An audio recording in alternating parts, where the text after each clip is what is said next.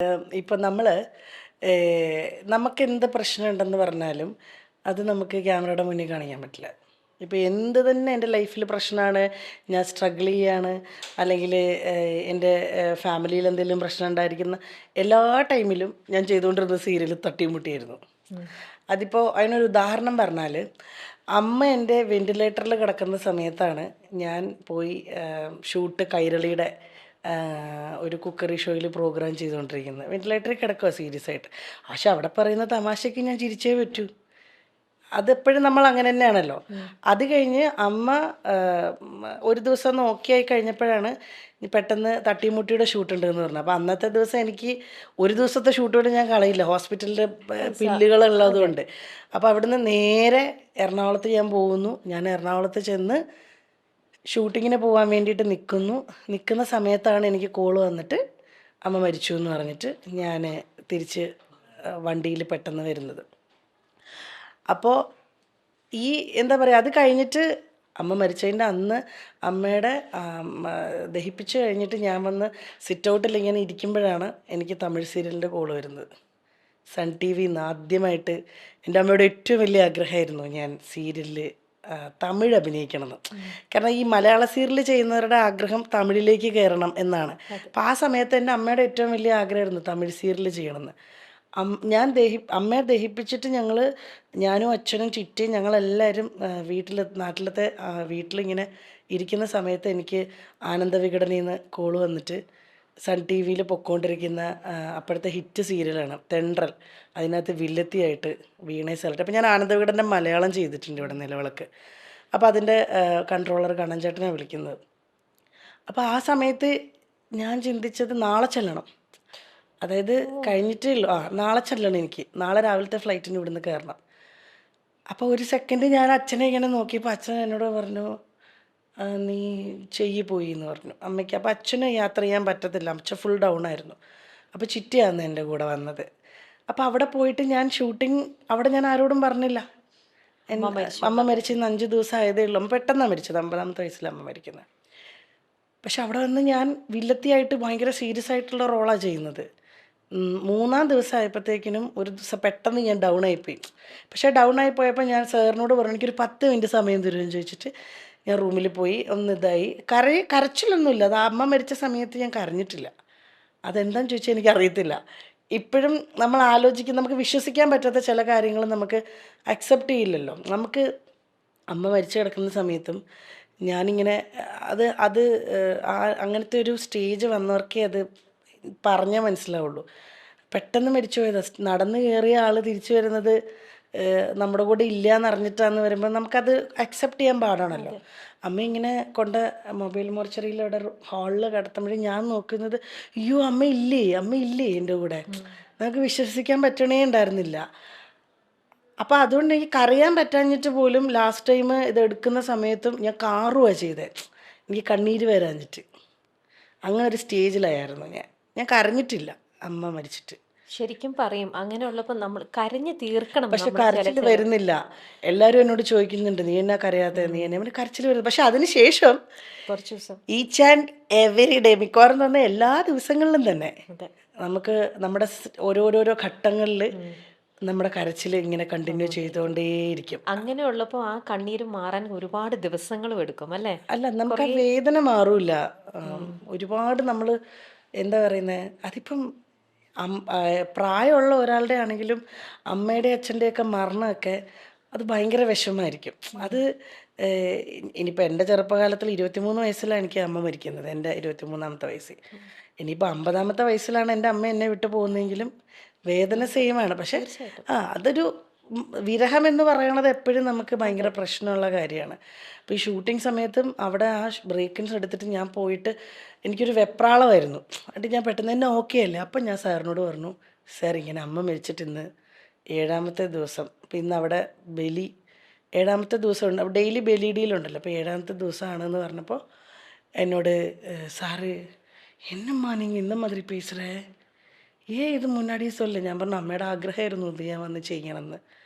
Okay തന്നെ ഞാൻ ഓക്കെയാണ്, ഞാൻ ഓക്കെയാണ്, കുഴപ്പമൊന്നുമില്ല. ഞാൻ 5 ദിവസമായിട്ട് എനിക്ക് ഷൂട്ട് ഉണ്ടായിരുന്നു. അത് കഴിഞ്ഞ് തിരിച്ചു വന്നു.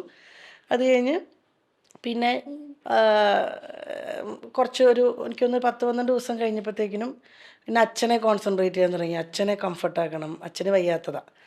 അമ്മ മരിച്ചു, ഇനി നമ്മൾ അതിന് പിന്നാലെ നിന്നിട്ട് കാര്യമില്ല. കാരണം അത് സംഭവിച്ചു കഴിഞ്ഞു, ഇനിയിപ്പോൾ അതിന് അച്ഛന് മുഴുവൻ ഫോക്കസ് കൊടുക്കണം. ഇതേപോലെ തന്നെയാണ് ഞാൻ മണിച്ചേട്ടൻ്റെ കൂടെ ഇരുവഴി തിരിയുന്നിടന്ന് പറഞ്ഞ സിനിമ ചെയ്തുകൊണ്ടിരിക്കുമ്പോഴാണ് അച്ഛന് പെട്ടെന്ന് അല്ല, അച്ഛനതിന് മുന്നേ ഞാൻ ഖത്തറിലെ ഷോയ്ക്ക് എൻ്റെ കൂടെ അച്ഛൻ വന്നു ഏപ്രിൽ.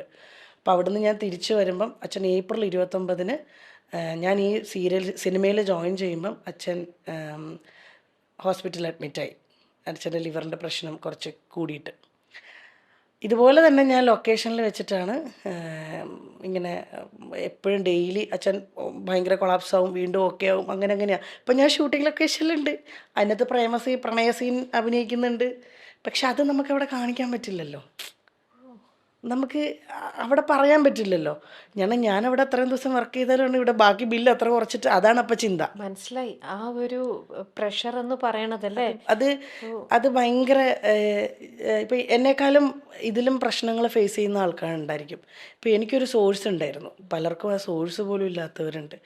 അപ്പം ഞാൻ ചിലപ്പോൾ അത് പറഞ്ഞിട്ടാണ് ഞാൻ ആശ്വസിക്കുന്നത്.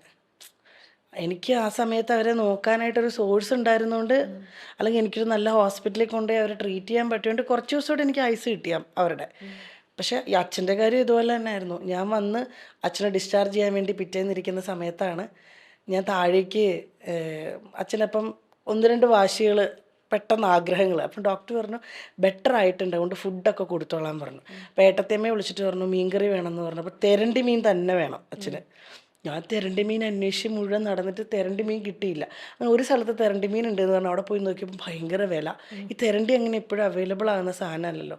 അപ്പം ഞാൻ പെട്ടെന്ന് ആലോചിച്ചു, ബില്ല് ഇത്രയാവും, എന്തായാലും അച്ഛൻ നാളെ വരുമല്ലോ. തെരണ്ടി മീൻ ഇത് ചെറിയൊരു കാര്യമായിരിക്കാം, പക്ഷെ എന്നെ സംബന്ധിച്ചിടത്തോളം ഇത് ഭയങ്കര പ്രശ്നം കേട്ടോ. മനസ്സിലായി. അങ്ങനെ പിറ്റേ ദിവസം അല്ല, അപ്പം ഞാൻ പ്രിയോട് പറഞ്ഞു തൽക്കാലം തെരണ്ടി കിട്ടിയില്ല എന്ന് അച്ഛനോട് കള്ളം പറയാം, എന്നിട്ട് നമുക്ക് അച്ഛൻ്റെ ഇഷ്ടമുള്ള ഏതെങ്കിലും തുണ്ടമ്മീൻ വാങ്ങിച്ച് കറി വെച്ച് കൊടുക്കാമെന്ന് പറഞ്ഞ് ആ തുണ്ടമ്മീനെ കയറി എന്താണെന്ന് തോന്നുന്നു വാങ്ങിച്ച് ഞാൻ ഏട്ടത്തേമ്മ ഏൽപ്പിച്ച് ഞാൻ തിരിച്ച് ഹോസ്പിറ്റലിലെത്തി. അച്ഛൻ്റെ കൂടെ ഞാനും ഉണ്ട്, ചിറ്റയുടെ മുള്ള ഉണ്ണിയുണ്ട്. അപ്പം പിറ്റേന്ന് രാവിലെയായി. അപ്പം പിറ്റേന്ന് രാവിലെ ഡോക്ടർ വരാറായി. അപ്പം അച്ഛൻ പറഞ്ഞു എനിക്ക് പാലൊഴിച്ച് പാലപ്പം കഴിക്കണമെന്ന്. അപ്പോൾ ഉച്ചക്കത്തേക്ക് മീൻ വരുമല്ലോ.